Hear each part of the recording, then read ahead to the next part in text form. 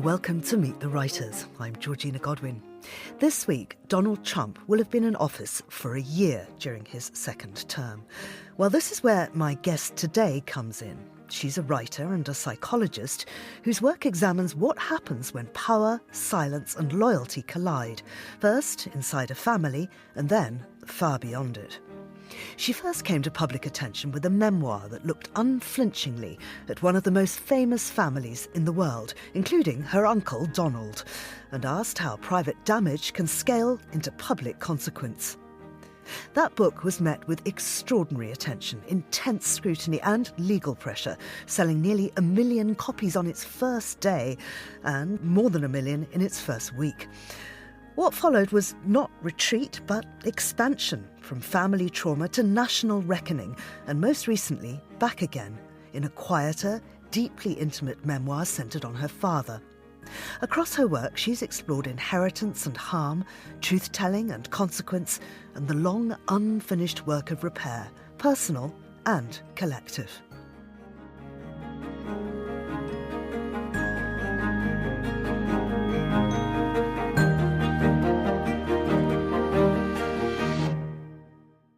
My guest today is Mary L. Trump. Welcome.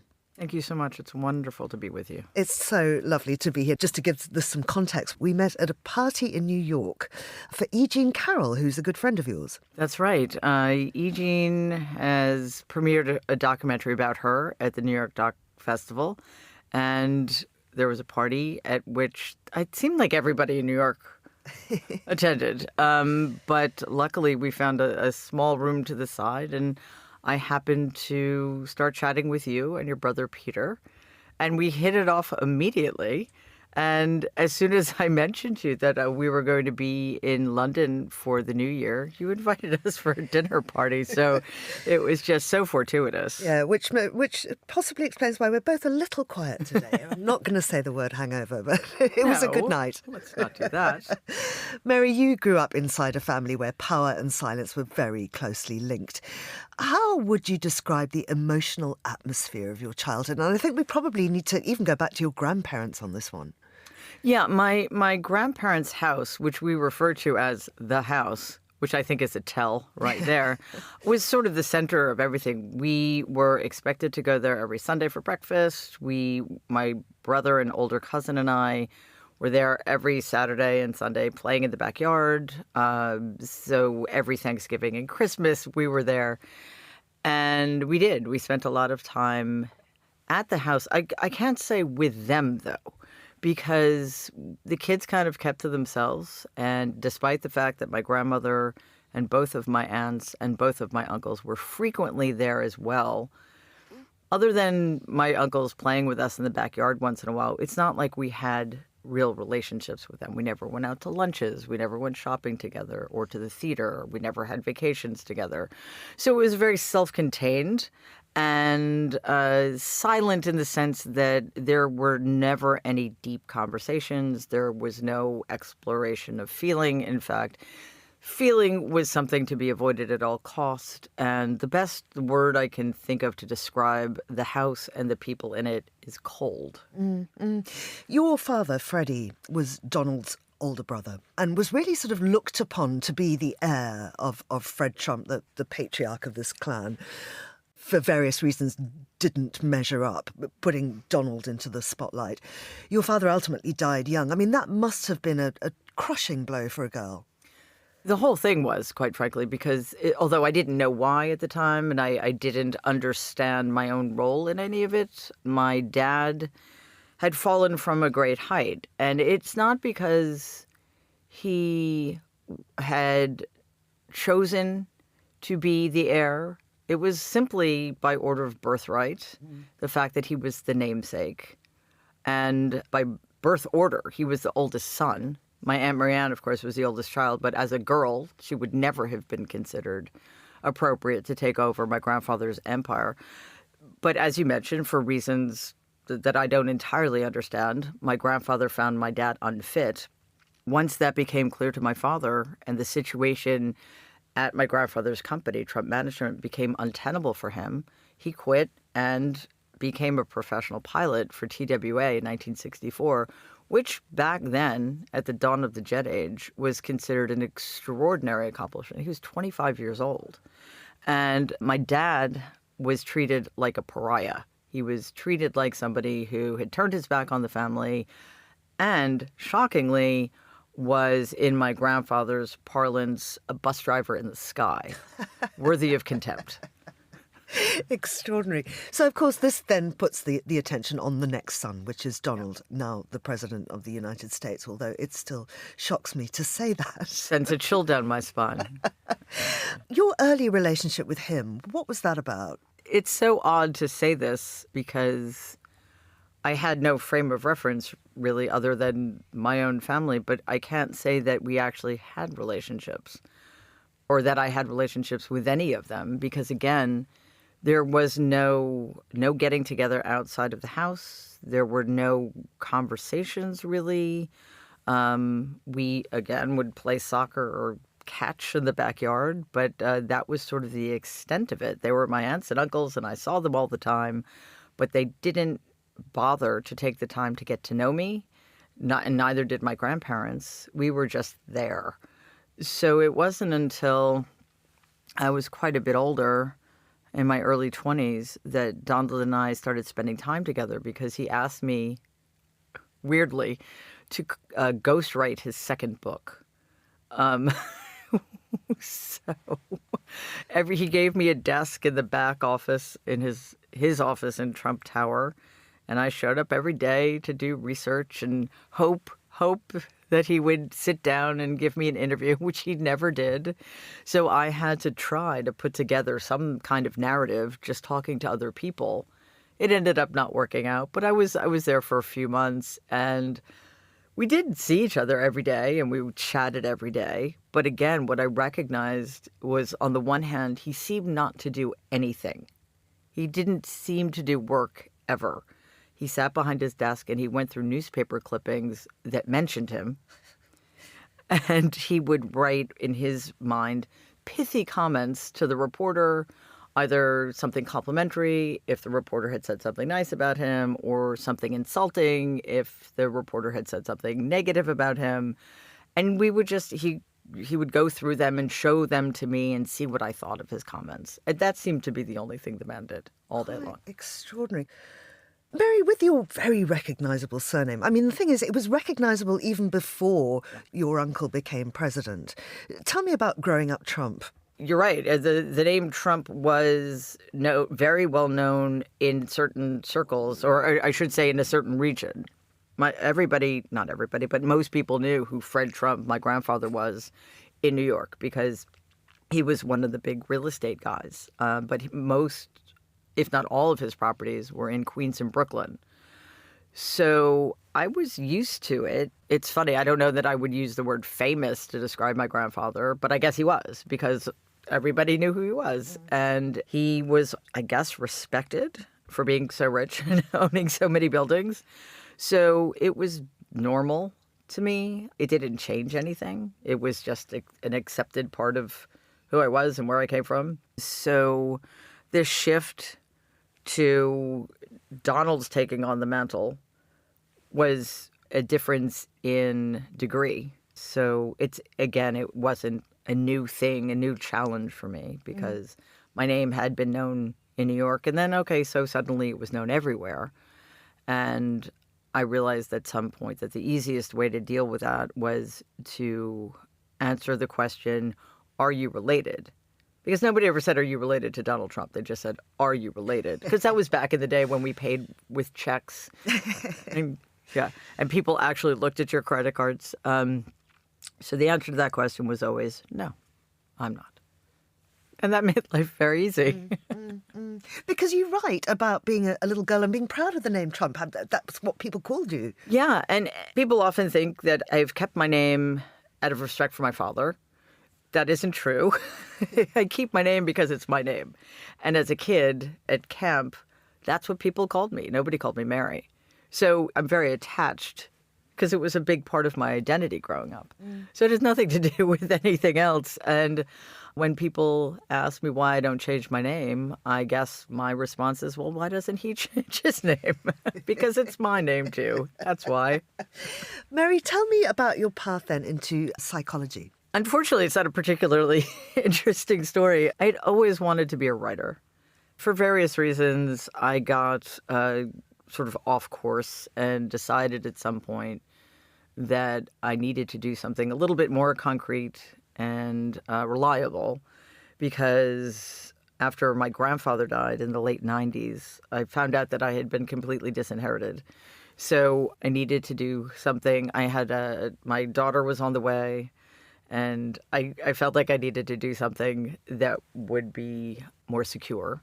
So I was always very interested in psychology. I'd gone to Columbia to get a master's in English Lit, and I took a couple of courses on psychoanalytic theory, which I found fascinating. Had read a lot of Freud and Jung. So I found a really good program very near to where I lived that focused on psychodynamic psychology, and I decided to get a PhD. And I found the work fascinating. I really liked working with patients. I loved doing psychological testing. And it was a good fit, although it was never anything I had dreamed of doing, that's for sure.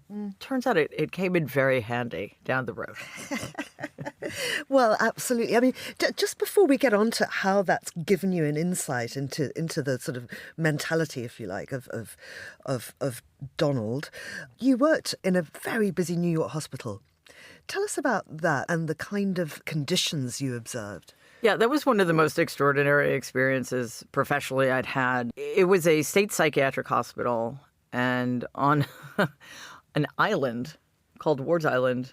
So there was literally nothing else there at the time except the psych hospital, a golf driving range, a fire department training facility, and a few hard true tennis courts. And that was it. There was nowhere to go get lunch. There was no way to get into this because we had, I think, 20 minutes for lunch. So we were sort of trapped.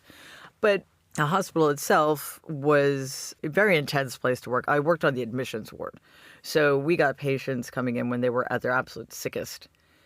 So it was very high pressure. And I found it, again, the work fascinating. The patients were extraordinarily compelling. They came from families that were completely broken. They came from horrible economic circumstances. They had no support systems in many cases. And trying to assess them and getting them the right treatment was really important work. And I felt really grateful to be in that situation.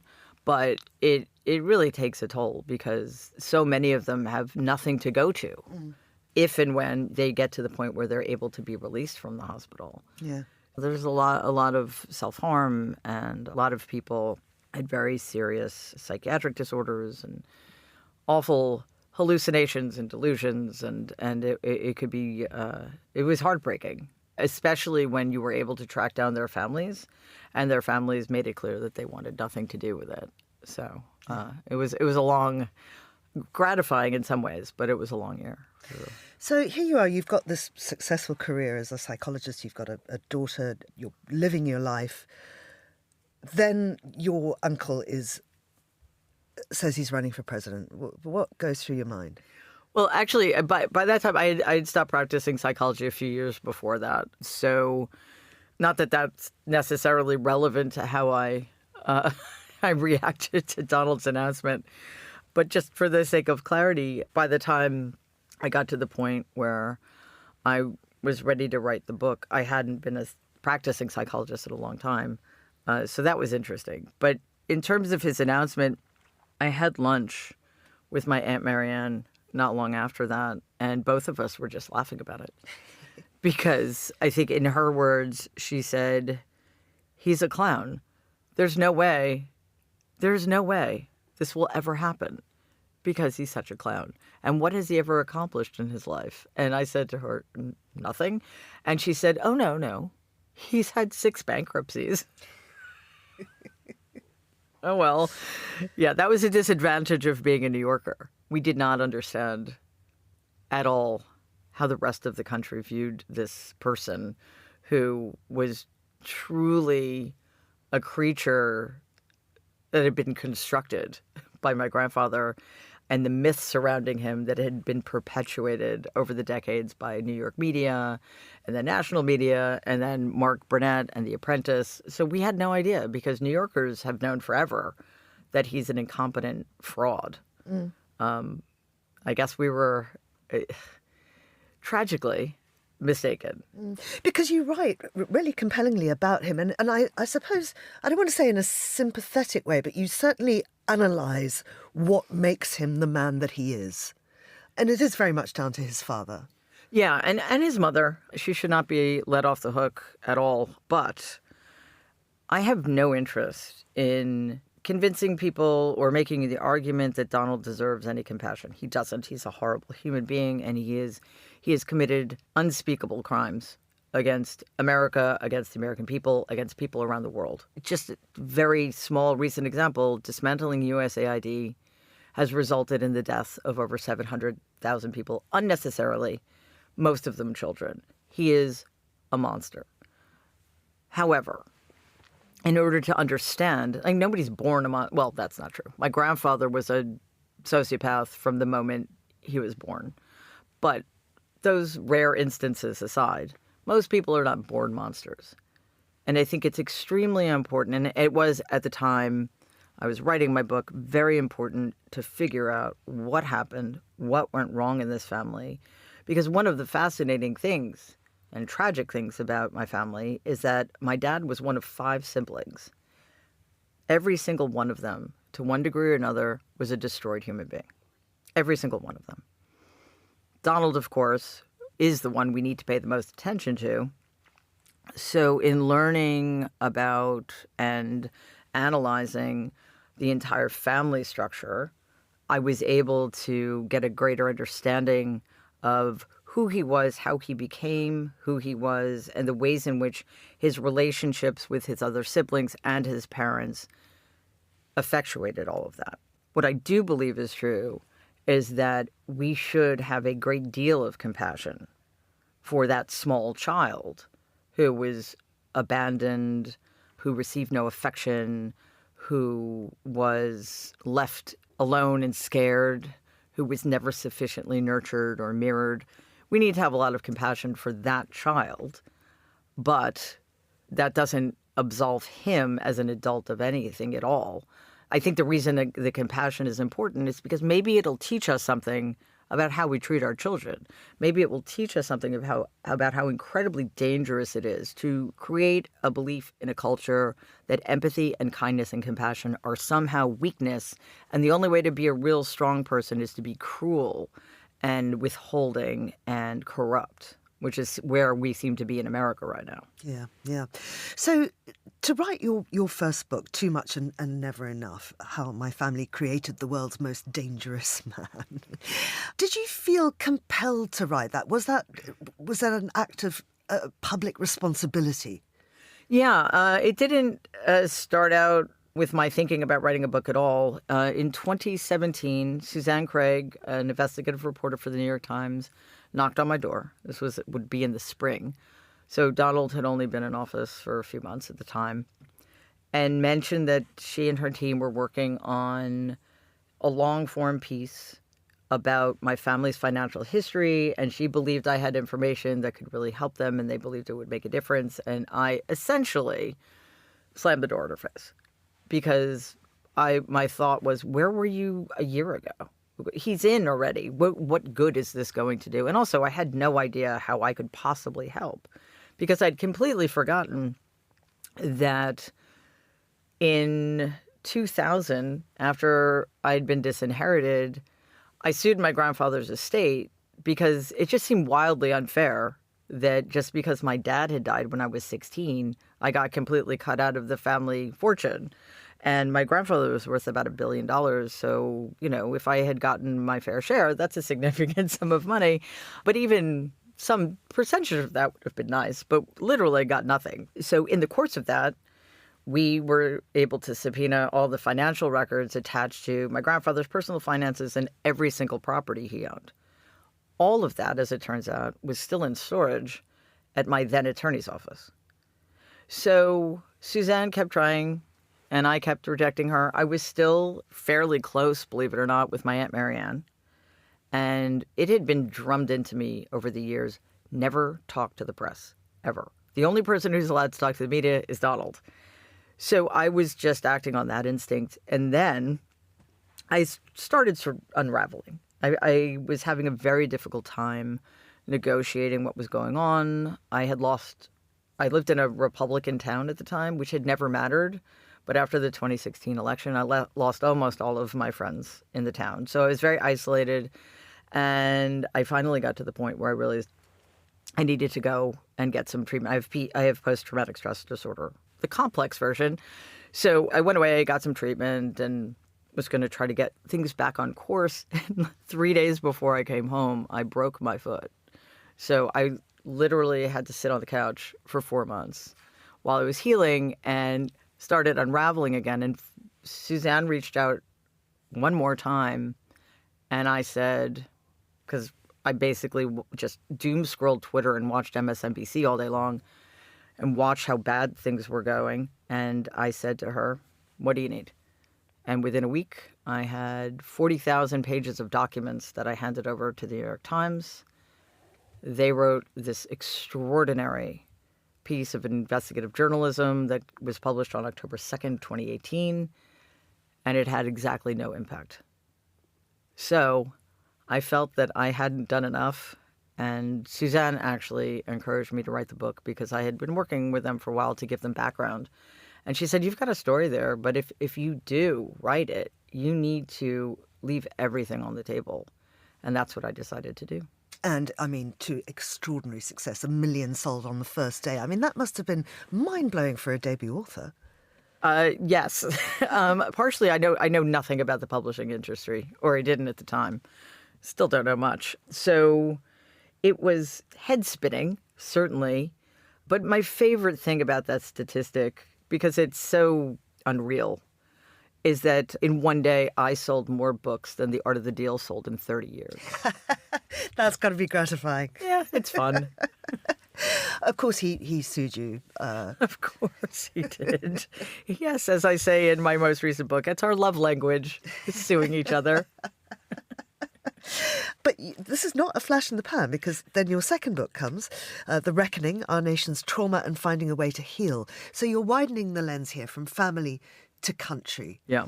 Tell me about the sort of collective trauma. In America, I think the biggest problem we continue to face is the fact that we've never, ever acknowledged, let alone atoned for, the two greatest sins the settlers committed: genocide against the native population and the kidnapping and enslavement of an entire other group of people for 8 generations. So because we've not done that, there is this unacknowledged privilege, particularly among white men, but among white people in general, that allows the perpetuation of all of the inequalities and injustices that have resulted from those 2 original sins. So we're never going to recover from any of that unless we're willing to face ourselves in the mirror, which, again, nobody is providing the framework in order for that to happen. And what we see happening now is the absolute opposite. We have people in power engaging in revisionist history, erasing our history so that we will never have the tools to do the work necessary. Now, the problem with trauma, well, there's so many problems with trauma, but one of them is that you cannot recover from your trauma or heal from it to the extent that that's possible. You know, PTSD, for example, is you can't cure it. You can mitigate it and heal from it, but you're always dealing with it. You can't heal from trauma if you're constantly being traumatized. Suffering an initial trauma leaves you open to experiencing other traumas in the future if you've never grappled with the first one.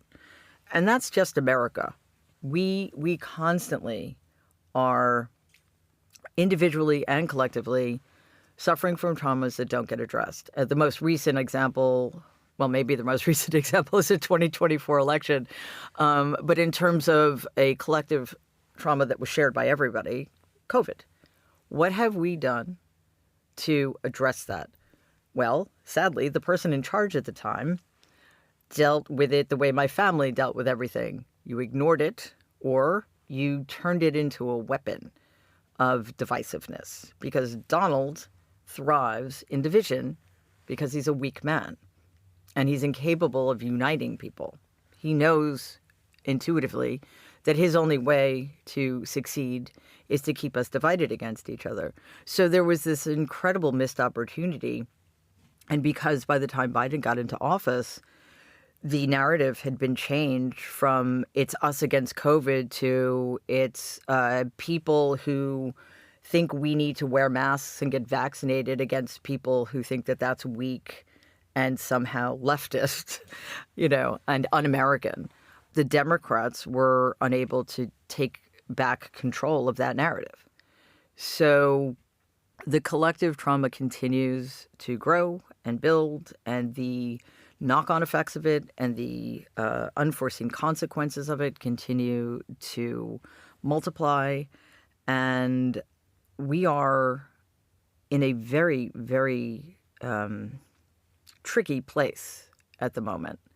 It doesn't seem right to call it a crossroads. It's more, we're just on a knife's edge. We're constantly on a knife's edge, and not knowing on which side we're going to fall is another source of stress and anxiety, which is why I think people are getting really sick of hearing this is going to be the most important election of our lifetimes. But it is, and it always is.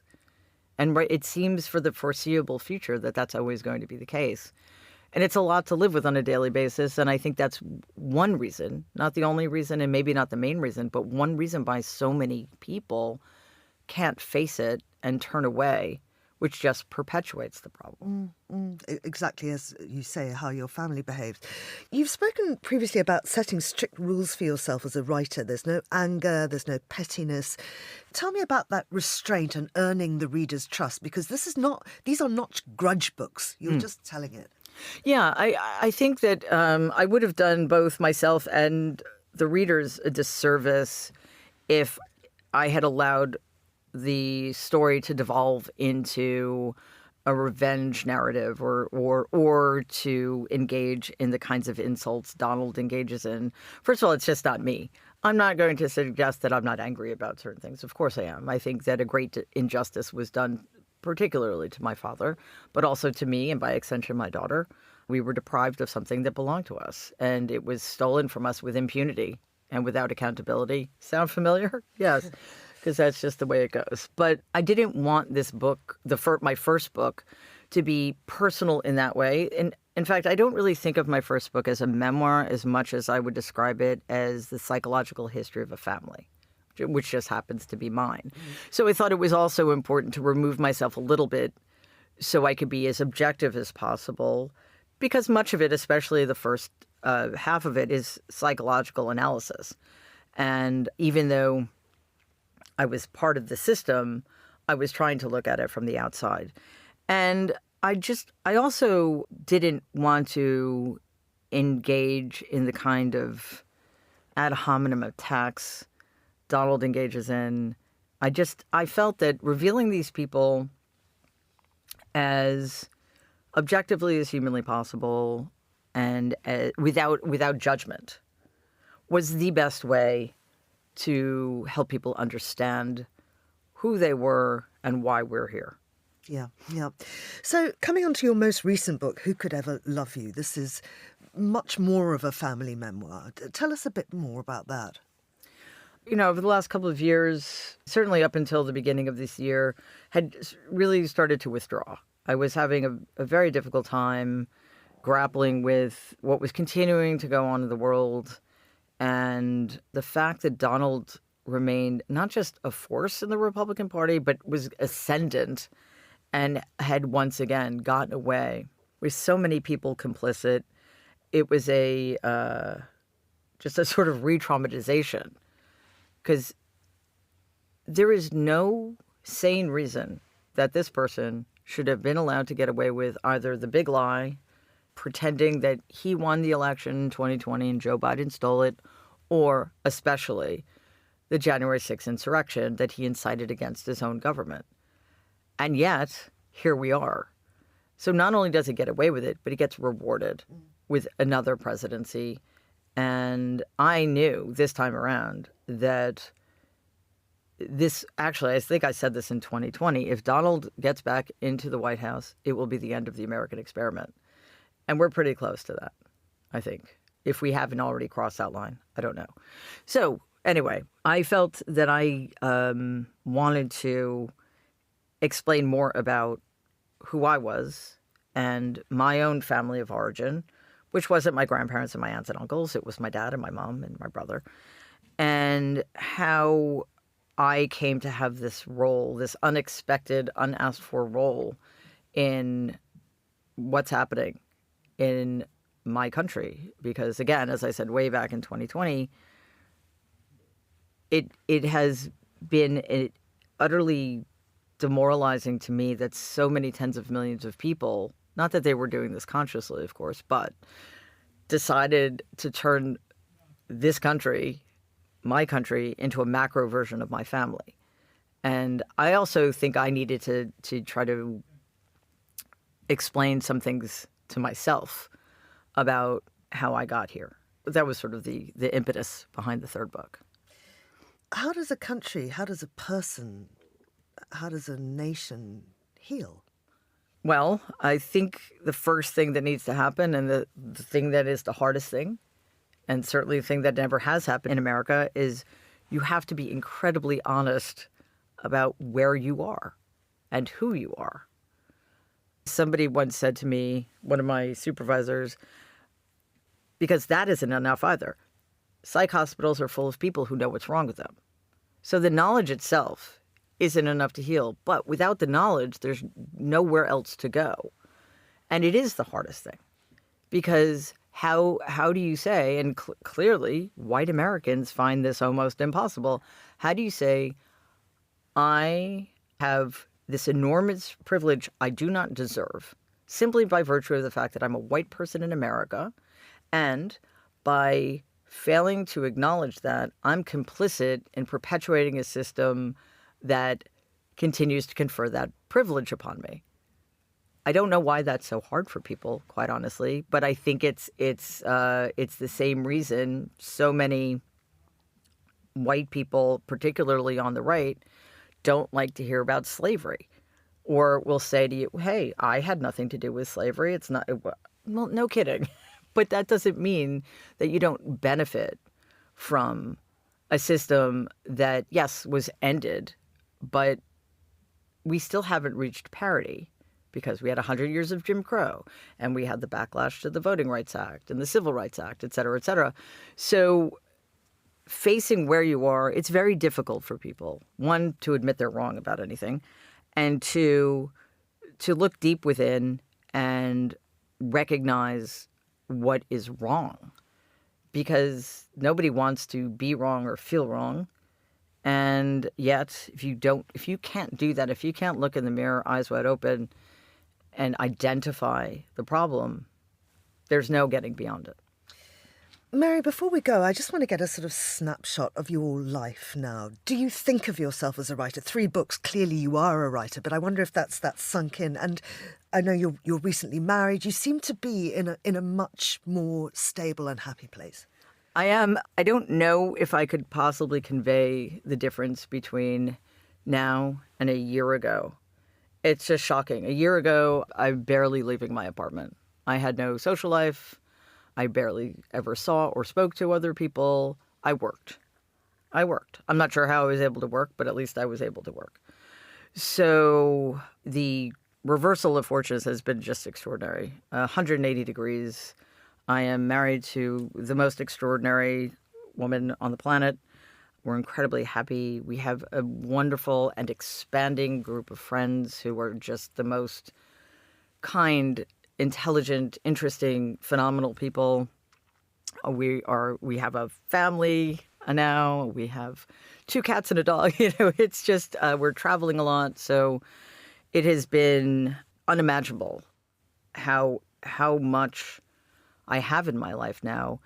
I try not to think about the fact that maybe I could have had it sooner, because that's not going to profit anybody. But I have it now, and it's helped every aspect of my life tremendously. As for being a writer, the fascinating thing, I think I said this earlier, I've wanted to be a writer since I was 6. What's weird is if you had told me 10 years ago, you are going to start writing, but your first 3 books are going to be nonfiction, I would have laughed at you, because I only read and wrote fiction. I had never, ever in a million years thought that I was going to be writing nonfiction books. So I still think that's writing, though. So, Is there a novel in your future? There's a novel in my present, actually, that I'm working on. I have a couple of other books of nonfiction that I'm also starting to work on, and but my hope is, hopefully post 2028, to dedicate all of my time to writing novels. Where will America be in 2028? That's the question. We will know the answer to that question in 11 months, when we get the results of the midterm elections, which again will be the most important elections of our lifetime. Mary, it's so extraordinary looking at you. I like you tremendously, and yet I see his face in yours, and it's very difficult. Yeah, there's no denying it. In fact, there was a time I looked more like Donald than I looked like either one of my parents, which is just so depressing.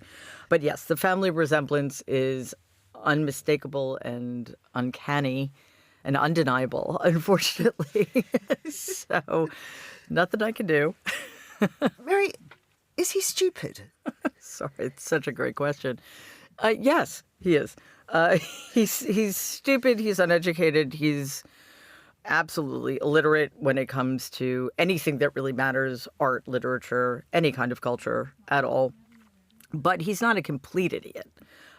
He has sort of a lizard brain instinct for manipulating people, for manipulating the media, using people, etc. And I think that's why some people think he's smart. Because the truth of the matter is, if you're not really looking at how he got there, you would think, my goodness, this is the most successful person who ever lived. However, the only reason he's where he is because he's been of use to people who were smarter and more powerful than he is. And he has been allowed, because America loves rich white guys, apparently, to fail upwards so spectacularly that it creates this aura of invincibility. And also, he's gotten away with everything. So that also makes him seem smart, despite the fact that it's taken armies of lawyers and sycophants and enablers. But yes, he's an idiot in that way, in any way that matters. Well, at least you're not like him in character. Mary Trump, thank you so much for talking to me. Georgina, this was incredible. Thank you so much. You've been listening to Meet the Writers, thanks to the producer Steph Chungu, who also edits the show. And you can download this programme and previous episodes from our website or wherever you get your podcasts. I'm Georgina Godwin. Thank you for listening.